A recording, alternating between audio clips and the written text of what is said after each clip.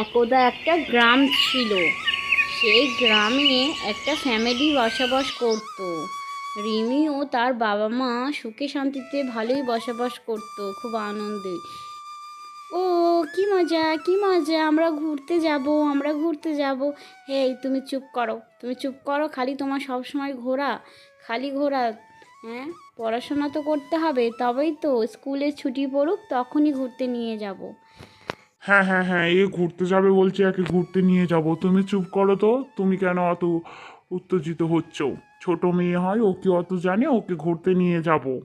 হ্যাঁ মা, তোকে ঘুরতে নিয়ে যাব। এই, তুই নাচা বন্ধ করবি?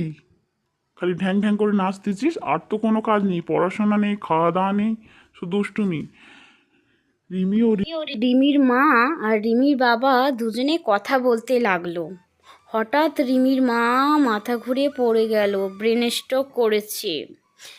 কেউ আসো, কেউ আসো, কেউ আসো। রিমি কোথায় গেলি রে? মারা গেল রিমি। রিমির মা মারা যাওয়ার কিছুদিন পরেই রিমির বাবা ফের নতুন বিয়ে করে আনলো। রিমির দ্বিতীয় মাটা ছিল খুব খারাপ, রিমির ওপর খুব অত্যাচার করতো। এই হতচারী, কোথায় গেলি তুই, কোথায় গেলি? প্রথমে মাটাকে খেয়েছিস, এবার আমার সংসারটাকে খাবি? কাজ কখন হবে? ঝাঁট দে, চুপচাপ ঝাঁট দে, ফাঁকি দিস। দেখবো এবার কেমন ফাঁকি দিস, বসে আছি, একটু কিছু হলেই না তোর মাথায় দেবো। টুনি গাছ দিয়ে সব দেখতেছে। টুনি ভাবতে লাগলো, মেয়েটি কে এত অত্যাচার করছে ছোট্ট মেয়ের ওপর। রিমি কষ্ট করে ঝাঁট দিতে লাগলো।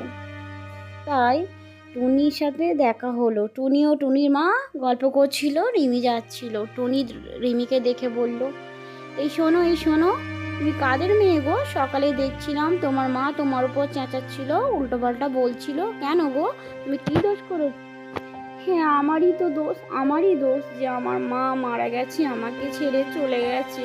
তাই জন্য আমার সৎ মা আমার উপর অত্যাচার করে, আমাকে খেতেও দেয় না। তাই নাকি? এই তো আমি থালা মাজতে যাচ্ছি, তাই কাপড় কাচতে হবে, সব কাজ করতে হবে, তবেই আমাকে যদি দুমুঠো খেতে দেয়। আচ্ছা, আমি তোমার আজ থেকে বন্ধু, তোমার সাথে সব সময় থাকবো। ঠিক আছে, আমি থালাগুলো মেজে নিই, আমরা দুজন গল্প করব, খেলবো।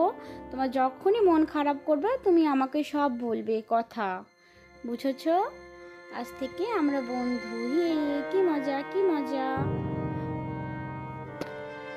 আচ্ছা, আমারও তো কেউ নেই, বাবা থাকতো, বাবা মায়ের কথা শোনে, মা অত্যাচার করে। তুমি আজ থেকে আমার বন্ধু, তুমিও আমার মায়ের মতো আমাকে ছেড়ে চলে যাবে না তো?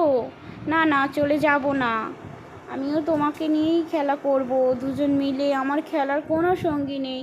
দাঁড়াও, আমি থালা কটা মেজে নিই, তারপর তোমার সাথে গল্প করব, বুঝেছো? না হলে আমার সৎ মা আমাকে মারবে, আমাকে খেতেও দেবে না। এক মুঠো খেতে দেয়, তাও কোনো দিন দেয় না।